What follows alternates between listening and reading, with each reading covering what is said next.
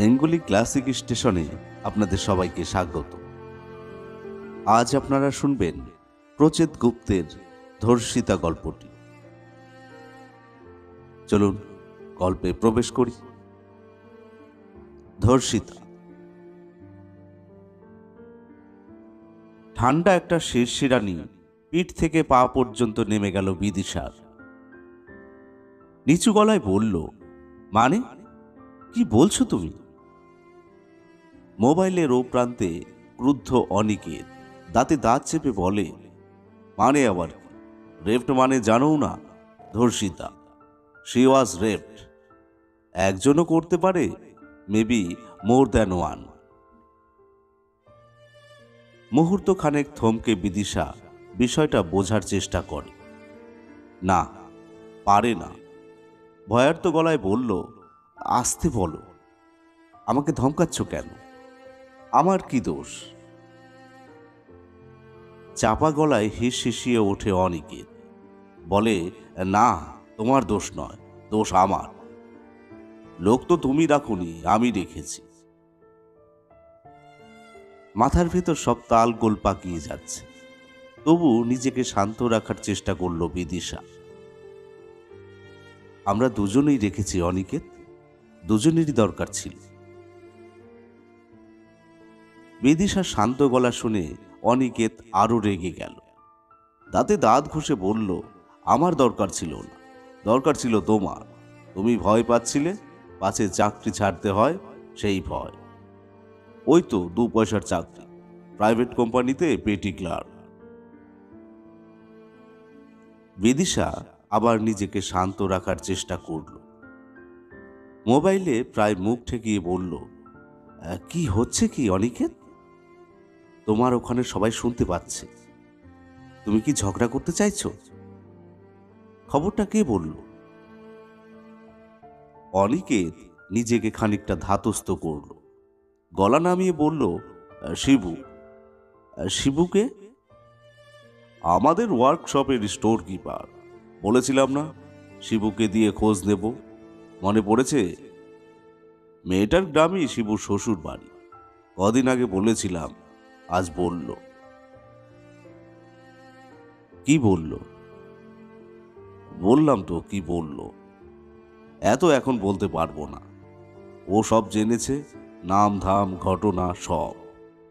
পাট ক্ষেত না ধান খেতে পড়েছিল, ফুল অফ ব্লাড। বাকিটুকু ফিরে বলবো। এজন্যই তো বলেছিলাম, লোকটাকে ডাকার আগে ভেবে চিনতে রাখো। এখন কি হবে বুঝতে পারছো? অনিকেতের গলা নার্ভাস। মুঠোয় ধরা ফোনটাকে কানে চেপে ধরে চারপাশে দ্রুত তাকিয়ে নিল বিদিশা। অন্যদের নিয়ে চিন্তা নেই, চিন্তা পাশের টেবিলের মঞ্জুদিকে নিয়ে। অন্যের টেলিফোনে আড়ি পাতায় এই মহিলা নিজেকে একটা চূড়ান্ত দক্ষতায় নিয়ে গেছে। শুধু অ্যাকাউন্টস ডিপার্টমেন্ট নয়, গোটা অফিসেই এ ব্যাপারে তার সুখ্যাতি ছড়িয়ে আছে। একজন বয়স্ক মহিলা কিভাবে যে এমন ছেলে মানুষই করে। ফোনে কথা বলার সময় মহিলা কাছাকাছি থাকলেই সবাই সাবধান হয়ে যায়। বিদিশাও সাবধান হলো। ফিসফিস করে বলল, আমি তো দেখে শুনেই রেখেছি।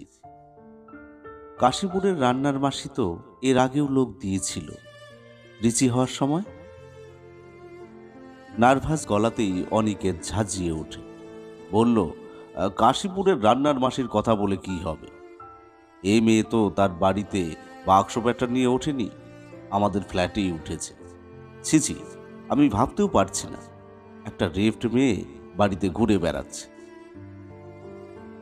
বিদিশা ঢোক গিলে বিপন্ন গলায় বলল, বাইরে থেকে দেখে জিনিস বোঝা যায়। অনিকেত বিরক্ত গলায় বলল, বাইরে থেকে কোন জিনিস বোঝা যায় আর কোন জিনিস বোঝা যায় না আমি জানি না। চেনো না, জানো না? একটা ওই বয়সের মেয়েকে হুট বলতে বাড়িতে ঢুকিয়ে দিলে কোন আক্কেলে? তোমার তাড়াহুড়োর জন্যই তো এরকমটা হলো। যেভাবে চাকরিটা রাখবো, দরকার হলে চোর ডাকাত খুনির হাতে রেখে তুমি অফিসে ছুটবে। এ তার থেকে কমই বা কিসের, বরং অনেক বেশি। ভাগ্যিস লালগোলা নামটা চেনা লেগেছিল। মনে পড়ে গেল শিবুর শ্বশুরবাড়ি ওখানে। স্বামীর ধমকে বিদিশার একই সঙ্গে ভয় করছে, আবার রাগও হচ্ছে। হাতের পেনটা টেবিলের ওপর রেখে বলল, কি খোঁজ নেব? রেফট কিনা? কাজের লোক চোর কিনা খোঁজ নেওয়া যায়, রেফট কিনা খোঁজ নেওয়া যায় না। তাছাড়া ওই মেয়ে তো কাজের লোক নয়, রিচির অ্যাটেন্ডেন্ট। অনিকেত উদ্বিগ্ন গলায় বলল, সেই কারণেই তো চিন্তা। একটা 8 বছরের মেয়ের অ্যাটেন্ডেন্ট যদি একটা... যাকগে, যা ভালো বোঝো করো। তোমার মেয়ে, তোমার চাকরি, তোমার লোক, সবই তুমি ডিসাইড করেছো, এটাও করো। অনিকেত ফোন কেটে দেওয়ার পর বিদিশা পাশের টেবিলের দিকে তাকালো। মঞ্জুদি টেবিলের ওপর পানের কৌটো খুলে খিলি পরীক্ষা করছে। আগে অফিসে বসেই পান সাজত, এখন কৌটোতে সেজে নিয়ে আসে। মুখে দেওয়ার আগে খিলি খুলে পরীক্ষা করে নেয় চুন সুপুরি ফয়েরের ভাগে গোলমাল হয়েছে কিনা। বিদিশার দিকে তাকিয়ে অল্প হাসল। কিছু শুনল কি? শুনলে শুনবে। মঞ্জুদির আড়ি পাতা নিয়ে ভাববার সময় নেই এখন। কান মাথা ঝাঁঝা করছে বিদিশা। সে কি করবে? এই সময় কি করা উচিত? টেবিলে পড়ে থাকা পেনটা তুলতে গিয়ে বিদিশা বুঝতে পারল তার হাত কাঁপছে। ভয়ে বাথরুমে গিয়ে চোখে মুখে জল দিয়ে এলে হতো। এই সবে টিফিন শেষ হলো, এখনই আবার উঠবে? আজকাল অফিসে ঘন ঘন টেবিল ছাড়া মুশকিল। সেকশন অফিসার খিটির মিটির করে, বেচারি চাপে আছে। চাপে শুধু নয়, সকলেই আছে। নতুন ম্যানেজারের চাপ। অফিসে ম্যানেজার বদলালে প্রতিবারই এইরকম হয়, কিছুদিন চাপাচাপি চলে। এবার একটু বেশি সময় ধরে চলছে।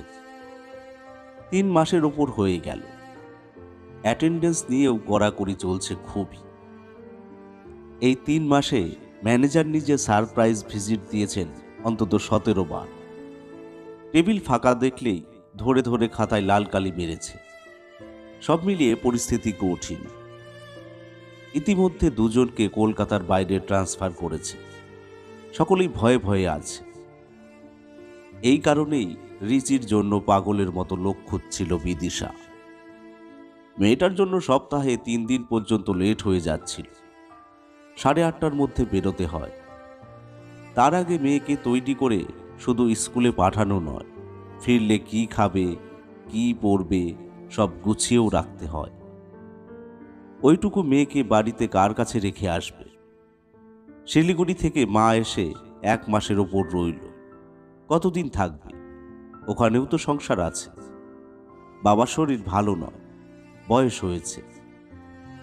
কিছুদিন অফিসে আসার পথে রিচিকে শ্বশুরবাড়িতে রেখে আসত, আবার ফেরার পথে নিয়ে যেত। সেও সমস্যা। সল্টলেক থেকে কাশীপুর একদম উল্টো পথ হয়ে যায়। পরিশ্রম হতো খুব।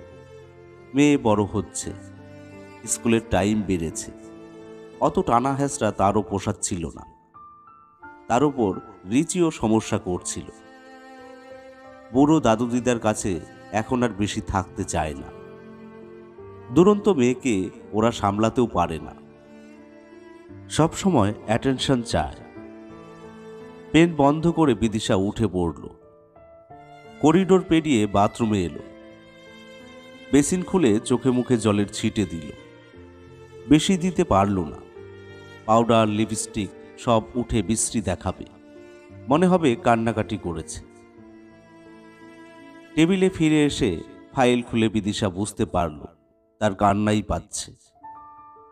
এই অবস্থায় কাজে মন দেওয়া অসম্ভব। অনিকেত যা বলল তা যদি সত্যি হয় তাহলে মারাত্মক। অনেক কষ্টে উমাকে পাওয়া গেছে। একটা সব সময়ের লোকের জন্য বিদিশা কাকে না বলেছিল। প্রতিবেশী, অফিসের কলিগ, আত্মীয় স্বজন, বাড়ির ঠিকে কাজের লোক, এমনকি বাজারের সবজিওয়ালাকে পর্যন্ত। দেখো না, কাউকে যদি পাও। অন্য কাজ করতে হবে না, শুধু মেয়েটাকে দেখবে, দিনরাত থাকবে, খাওয়া পড়া তো দেবই, পুজো আচ্চায় জামা কাপড়ও সবই পাবে।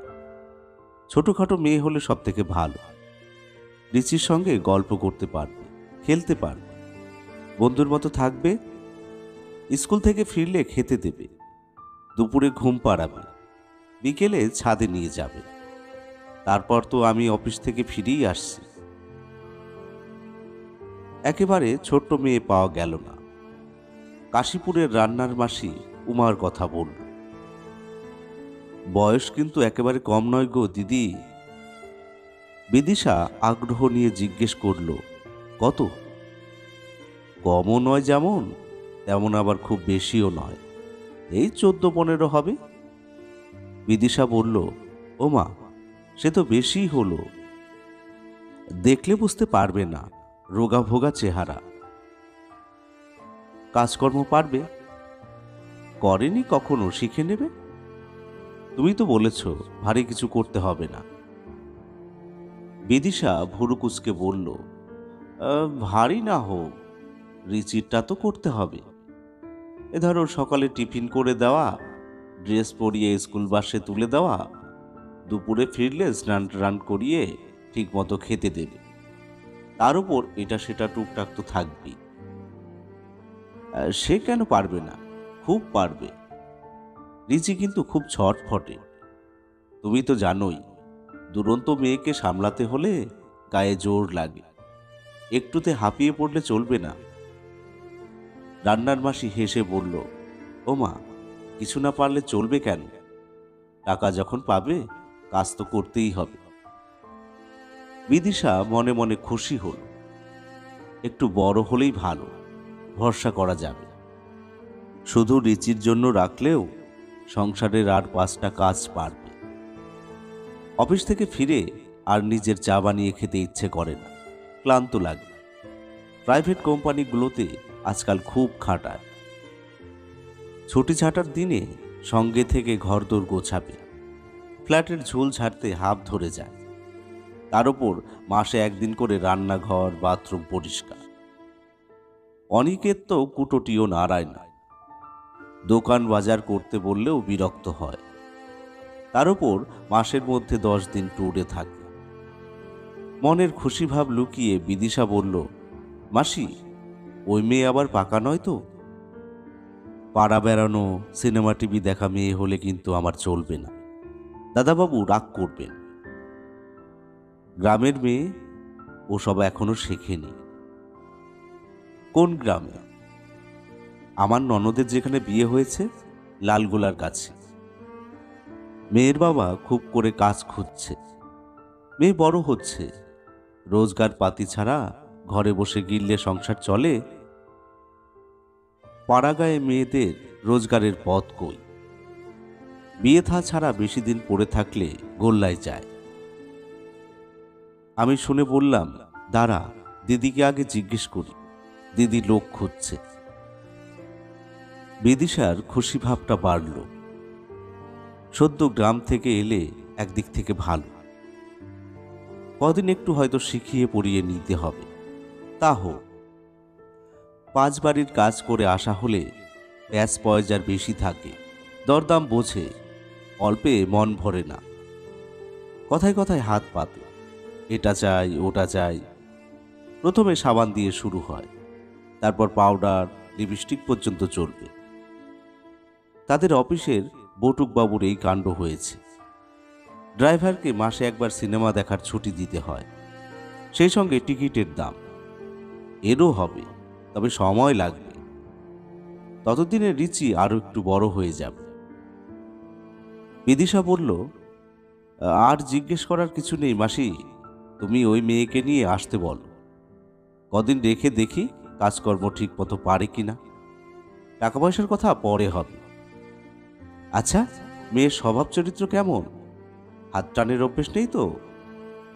আমরা কিন্তু বাড়ি ওর হাতে ফেলে বেরিয়ে যাব। সেসব আমি বলেই নিয়েছি দিদি, সেদিক থেকে কোনো গোলমাল নেই। সেদিক থেকে যে গোলমাল নেই, উমাকে দেখে প্রথম দিনই বুঝেছিল বিদিশা। সত্যি রোগা চেহারা। বয়স 14 বলে মনেই হয় না, 15 তো নয়ই। বিদিশা তীক্ষ্ণ চোখে দেখে নয়, এই বয়সে যে স্বাভাবিক বাড়ন্ত হওয়ার কথা, এই মেয়ের তা প্রায় কিছুই নেই। থাকলেও চট করে চোখে পড়ার মতো নয়, এটাও ভালো। চেহারা ছবি সেরকম হলে দোকান বাজারে পাঠানো যেত না, রাস্তায় ছেলেপিলে থাকে। অপুষ্টির শরীরে সেদিক থেকে নিশ্চিন্তই করল বিদিশাকে। শুধু অপুষ্টি নয়, গায়ের রঙও ময়লা।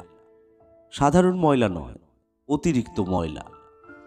তবে গরিব ঘরের কালো মেয়েরা কোনো এক আশ্চর্য কারণে লুকিয়ে চুরিয়ে খানিকটা সৌন্দর্য পেয়ে যায়। এই মেয়েও পেয়েছে। উমার চোখে মুখে একটা আলগা শ্রী আছে, বালিকাসুলভ নিষ্পাপ ভাব, এক মাথা জট পাকানো চুল, আর বড় বড় দুটো চোখ থাকায় ভাবটা যেন আরো বেড়েছে। সবথেকে আনন্দের বিষয় হলো, প্রথম দর্শনেই উমাকে রিচির পছন্দ হয়ে গেল। লাভ অ্যাট ফার্স্ট সাইট। রোববার সকালে সেরা ক্যাম্বিসের ব্যাগ হাতে বাড়িতে গুটি গুটি পায়ে ঢোকার মিনিট 15 মধ্যে রিচি তার উমা দিদিকে পুতুলের সাম্রাজ্য চেনাতে বসে গেল। বিদিশা অবশ্য অ্যালাউ করেনি। জট পাকানো চুল থেকে উকুন মারতে গোটা বেলা মাথায় কেরোসিন মাখিয়ে বারান্দায় বসিয়ে রেখেছিল ঠায়। অনিকেত ঘরে ডেকে নাক সিটকে বলে, শুধু উকুন নয়, তুমি ওই মেয়ের জন্য নতুন জামা কাপড়ের ব্যবস্থা করে দাও বিদিশা। এখনই দোকানে যাও, রিচির কাছে সারাক্ষণ থাকবে। ওর ওইসব ছেঁড়া নোংরা জামা তো জার্মসে ভর্তি মনে হচ্ছে। বিদিশা তৃপ্তির হাসি হেসে বলল, আরে বাবা যাচ্ছি। যাক, রিচি যে ওকে অ্যাকসেপ্ট করে নিয়েছে এটাই নিশ্চিন্তি। অনিকেত খবরের কাগজে চোখ রেখে ঠাট্টার সুরে বলল, নিশ্চিন্তে অফিস যেতে পারবে বলছো তো? তবে এত তাড়াতাড়ি নিশ্চিন্ত না হওয়াই ভালো বিদিশা। কদিন যাক, চুরি টুরির অভ্যেস আছে কিনা দেখো। বিদিশা মুখ ঘুরিয়ে বলল, সে আমার দেখা হয়ে গেছে। টেবিলে 10 টাকা আর খুচরো কটা পয়সা পড়েছিল, আমি আড়াল থেকে নজর করেছি। ওই মেয়ে তাকিয়েও দেখল না। ফু ধরনের আওয়াজ করে অনিকেত বলল, 10 টাকা দিয়েই বুঝে গেলে? যা বোঝার 10 টাকা কেন, 10 পয়সাতেও বোঝা যায়। মেয়েরা লোভের চোখ চিনতে পারে, ওই মেয়ে চোর নয়। অনিকেত খবরের কাগজ সরিয়ে মিটিমিটি হেসে বলল, আমার লোভের চোখ কি তুমি চিনতে পারছো বিদিশা?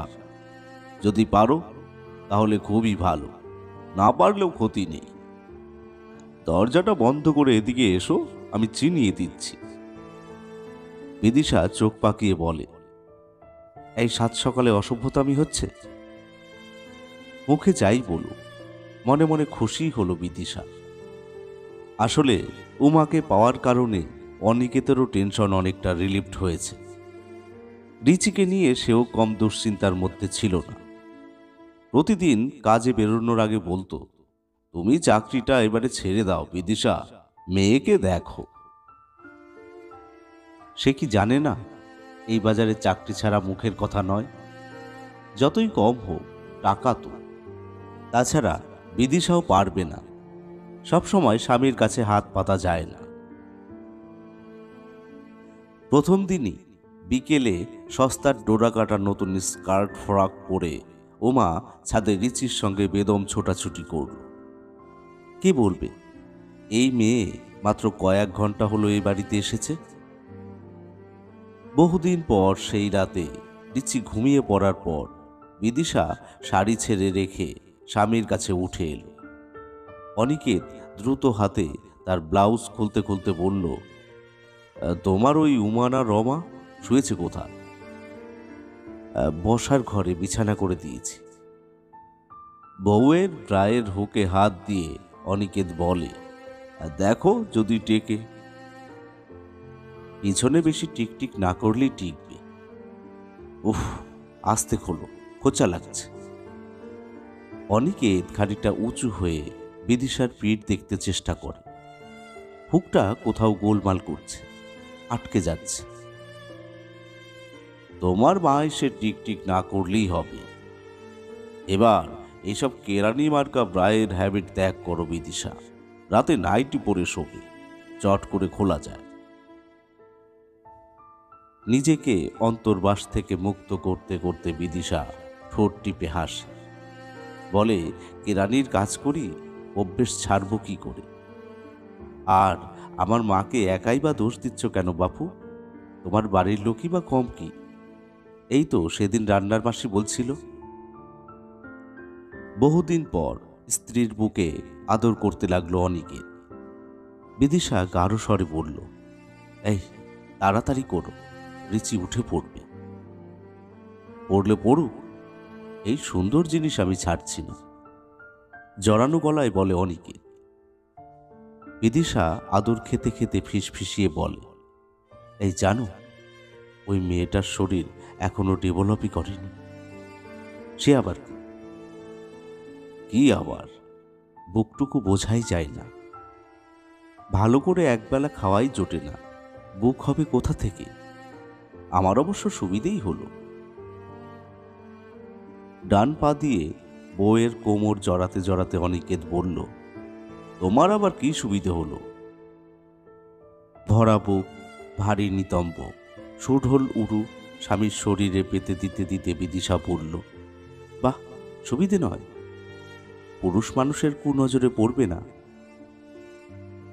অনিকেত বউয়ের কাঁধে আলতো কামড় বসিয়ে বলে, তোমার ওপর আমার নজর কেমন? স্বামীর গালে নিজের নাক ঘষে বিদিশা বলে, খুব খারাপ, একদম খুব। আমি কিন্তু তোমার মতো এখনই মার্কশিট দিতে পারছি না বিদিশা। ওই মেয়ে সম্পর্কে খোঁজ খবর নেব। আমাদের ওয়ার্কশপের কার যেন শ্বশুরবাড়ি ওই লালগোলার দিকে। কার যেন এখনই মনে করতে পারছি না, মনে পড়লে বলবো। বাপু, একটু খোঁজ খবর দিও দেখি। বিদিশা চাপা চিৎকার দিয়ে বলে, তুমি এখন আমার দিকে মন দাও তো। একটা সময় তৃপ্ত বিদিশা চিত হয়ে শুয়ে অনুভব করে, উমা নামের রোগাভোগা কালো মেয়েটি তাদের মনের টেনশন শুধু কমিয়েই দেয়নি, শরীরের টেনশনও কমিয়েছে। শরীর শিথিল হয়েছে। দরিদ্র মেয়েটির প্রতি তার এক ধরনের কৃতজ্ঞতা তৈরি হয়। অন্ধকারে ঠোঁটের ফাঁকে হেসে নগ্ন শরীর চাদরে ঢেকে পাশ ফিরে শোয়। সেই মেয়ের এই ভয়ঙ্কর কাণ্ড। মাথায় যেন বাজ ভেঙে পড়েছে বিদিশার। অন্যমনস্কভাবে হাতের ফাইলটা দেখা শেষ করে পাঠিয়ে দিল বিদিশা। আচ্ছা, অনিকেত ভুল করছে না তো? হতেও তো পারে। শিবু না কি যেন নাম লোকটার, সে হয়তো গোলমাল করেছে, একজনের ঘটনা অন্যজনের ঘাড়ে ফেলেছে। লালগোলার গ্রামে একজনই উমা থাকে, তার কি মানে আছে? টেবিলে ছড়ানো কাগজপত্রের আড়ালে মোবাইলে দ্রুত অনিকেতের নম্বর টেপে বিদিশা। তারপর হাতের মুঠোয় যতটা সম্ভব লুকিয়ে ফোনটাকে কানে চেপে ধরে। আবার কি হলো? এই শোনো, খবরটা ঠিক তো? 100% কারেক্ট।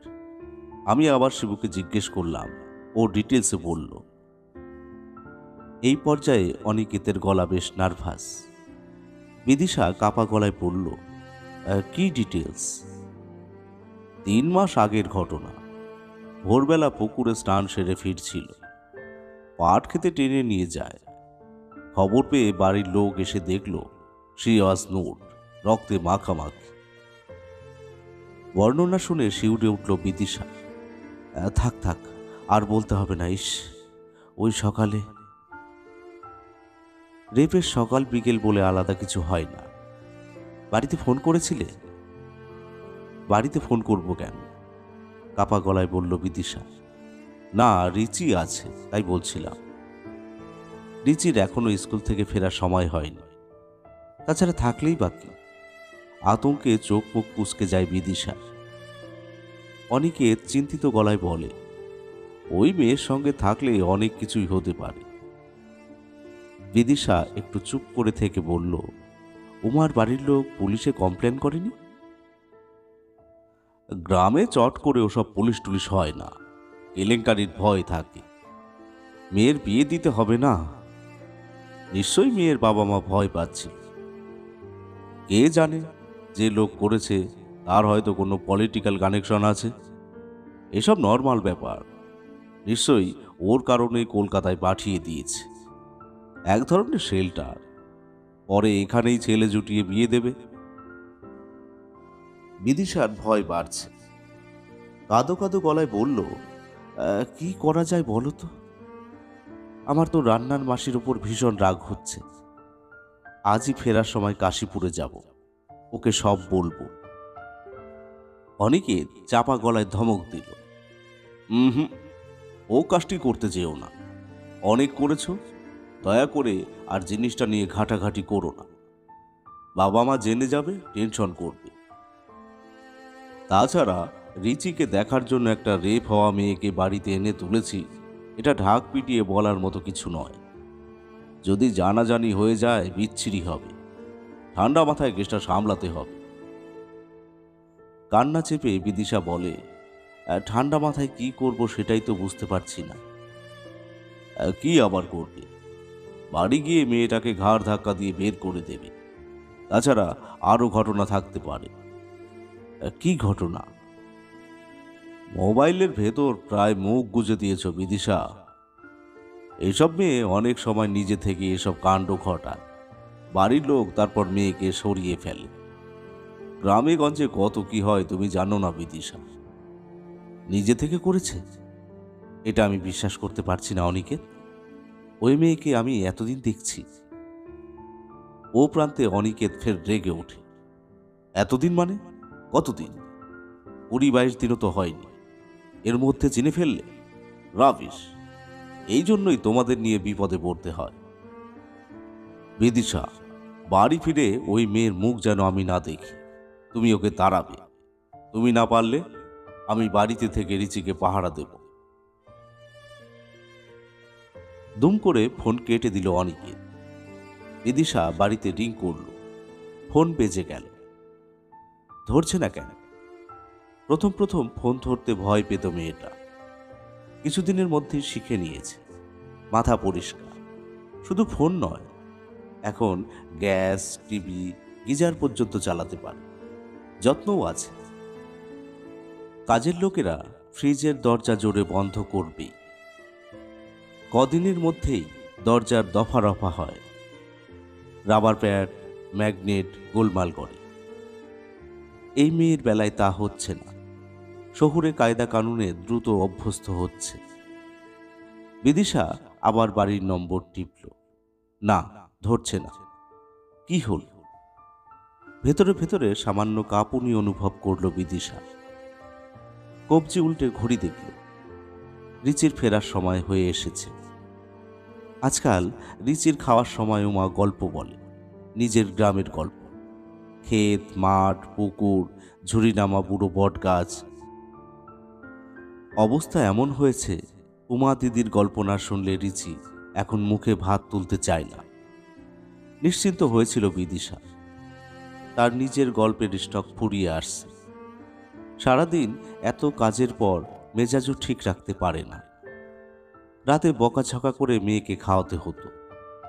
উমার গল্প একটা সুন্দর অভ্যেস তৈরি করেছে। এখন অন্যরকম মনে হচ্ছে বিদিশার। গ্রামের বলতে গিয়ে মেয়েটা ওই সব ঘটনা বলবে না তো? খারাপ লোকের গল্প? পরক্ষণেই মনে হলো, ছি ছি, এসব কি ভাবছে? কেন ভাবছে? ভয় পেলে মাথায় হাবিজাবি চিন্তা আসে। ওইটুকু বাচ্চার কাছে অমন নোংরা ঘটনা কেউ বলতে পারে? অসম্ভব। রুমাল দিয়ে কপাল, ঘাড়ের ঘাম মুছল বিদিশা।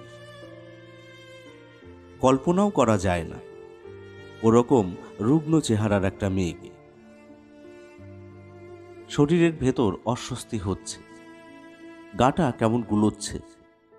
বমি পাচ্ছে। আবার মোবাইলের নম্বর টিপল। উমা ফোন ধরছে না কেন? খারাপ কিছু হয়নি তো? এবার হাত দিয়েই কপাল মুছল বিদিশা। 3বারের বার ফোন ধরল, তবে উমা নয়, ফোন ধরল রিচি। তার গলায় হাসি, সম্ভবত আগে থেকেই হাসছিল। ফোন ধরেও হাসি থামাতে পারছে না। বিদিশা স্বস্তির নিঃশ্বাস ফেলে। এ কি, তুমি স্কুল থেকে ফিরে এসেছো সোনা? হি হি।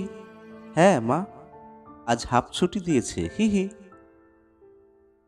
বিদিশা কষ্ট করে হেসে বলল, তুমি হাসছো কেন সোনামণি? খেয়েছো? উমা দিদি কোথায়? রিচি হাসি না থামিয়েই বলল, আমি খাচ্ছি মা। উমা দিদি খুব একটা মজার গল্প বলছে, হি হি। মেয়ের হাসিতে বিদিশা খানিকটা আশ্বস্ত হল।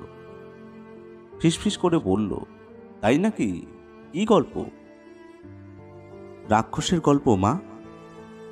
একটা রাক্ষস একদিন উমা দিদিদের গ্রামে পন্ডের পাশে ঘাপটি মেরে বসেছিল, হি হি।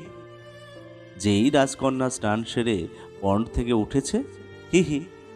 মা, আমি এখন ফোন ছাড়ছি, গল্প শুনতে যাচ্ছি। গল্প শেষ হলে তোমায় ফোন করব, কেমন? থ মেরে বসে রইল বিদিশা। শরীরটা ঝিমঝিম করছে, দুর্বল লাগছে। হাতের তালু দুটো মনে হচ্ছে বরফের মতো ঠান্ডা। উমা তার মেয়েকে পুকুর পাড়ের গল্প বলছে। সেই গল্প? পাশের টেবিল থেকে মঞ্জুদি গলা বাড়িয়ে বলল, কি হলো? আজ যে কর্তার সঙ্গে ম্যারাথন নিয়ে চালাচ্ছ, ব্যাপারটা কি ভাই? ঝগড়া না প্রেম? বিদিশা চুপ করে রইল। উত্তর দিতে ইচ্ছে করছে না, মাথাটা অল্প ঘুরছে। প্রেসারের গোলমাল হলো। এর কিছুক্ষণের মধ্যেই সেকশন অফিসার ডেকে পাঠায়। আপনার কি শরীরটা খারাপ বিদিশা দেবী? কেন বলুন তো স্যার? ভুরুকুচকে বলল বিদিশা। না, সেরকম কিছু নয়, আপনার মুখ দেখে মনে হচ্ছে।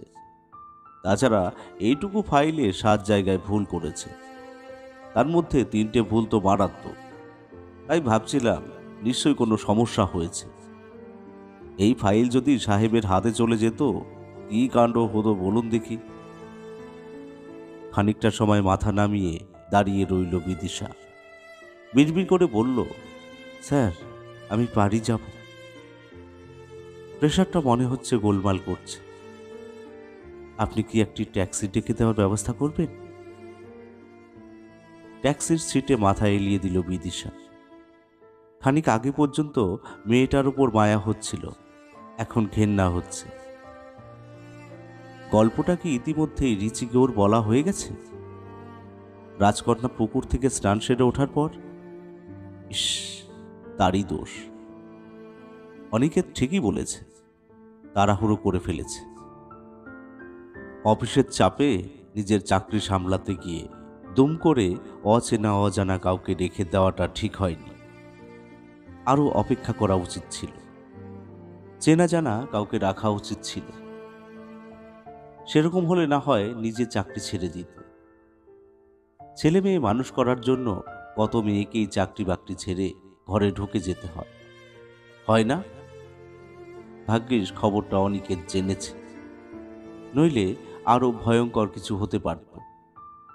শুধু গল্প বলা নয়, উমা যদি নিজে থেকে ওই কাণ্ড ঘটিয়ে থাকে, তাহলে খারাপ লোকের সঙ্গে নিশ্চয়ই এখনো তার যোগাযোগ আছে। না থাকলেও বাকি, মেয়েটা লুকিয়ে থাকবে কতদিন? ওরা ঠিক এখানকার ঠিকানাটা পেয়ে যাবে। এই তো ওর অফিসের শিবু জেনে গেছে, ওই লোককে জানাবে। পুকুরের পাশে একটা লোক না 5টা লোক অপেক্ষা করছিল কে জানে। যটাই হোক, ঠিক খবর পেত। উমা অনেকটা সময় কলকাতার একটা ফ্ল্যাটে একলা থাকে, সঙ্গে রিচি নামের একটা শিশু। তারপর একদিন দুপুরে এসে, পশুগুলো কি রিচিকে ছাড়ত? মা গো, শিউরে উঠে চোখ বুঝল বিদিশা। এই কদিনে যে কিছুই হয়নি তাই যথেষ্ট। হাত জোর করে কপালে ঠেকালো বিদিশা। বড় রাস্তা ছেড়ে বাড়ির গলিতে ঢোকার মুখে বিদিশা সিদ্ধান্ত নিল আজই উমাকে কাশীপুরে রেখে আসবে। এই ট্যাক্সিতেই যাবে। পরে রান্নার মাসি যেমন পারবে মেয়েটাকে দেশে ফেরত পাঠিয়ে দেবে। কাউকে কিছু বলার দরকার নেই, শুধু বলবে মেয়েটাকে আর রিচির পছন্দ হচ্ছে না, মানিয়ে নিতে পারছে না। ব্যাস, 20 দিনের বদলে না হয় পুরো মাসের মাইনেটাই দিয়ে দেবে। কাশীপুর থেকে ফিরে রিচিকে খাওয়াতে বসলে মেয়েটা কান্না জুড়ল। বার কয়েক বারণ করার পরেও সেই কান্না থামল না। ভাত মাখা এঁটো হাতে মেয়ের গালে কষে চড় মারল বিদিশা। খবরটা যে ভুল ছিল জানা গেল 1 মাস পর। রাতে খাওয়া দাওয়ার পর শুতে এসে কথাটা বিদিশাকে বলল অনিকেত। শিবুই তাকে বলেছে। অনিকেতের কাছে 1 হাত জিভ কেটেছে। সরি দাদা, গ্রাম আর মেয়ে দুটোর নামই ভুল করেছিলাম। সেই মেয়ের নাম উমা নয়, তার নাম হলো। স্বচ্ছ একটা নাইটি পরে বিদিশা বসে আছে ড্রেসিং টেবিলের সামনে, চুল বাঁধছে। এরপর হাতে পায়ে ক্রিম দেবে। চাকরি ছেড়ে দেওয়ার কারণে তার হাতে এখন অঢেল সময়। দুপুরে ঘুমোয়, রাতে অনেকটা সময় ধরে প্রসাধন সারে। কখনো টিভি দেখে, ইচ্ছে হলে পত্রিকা পড়ে। স্বামীর দিকে মুখ ঘুরিয়ে বলল, তুমি কি বললে? আমরা ওকে তাড়িয়ে দিয়েছি বলেছ? অনিকেত মৃদু হেসে বলল, খেপেছ? আমাদের সম্পর্কে কি ভাবতো বলো তো? ঠিকই করেছ। গভীর রাতে আদর সেরে ক্লান্ত অনিকেত ঘুমিয়ে পড়ে। নগ্ন বিদিশা জেগে থাকে অনেকক্ষণ। ঘুমোতে চেষ্টা করে, পারে না। একটা সময় তার মনে হতে থাকে সে রক্তাক্ত, পড়ে আছে অচেনা একটা পাট খেতে।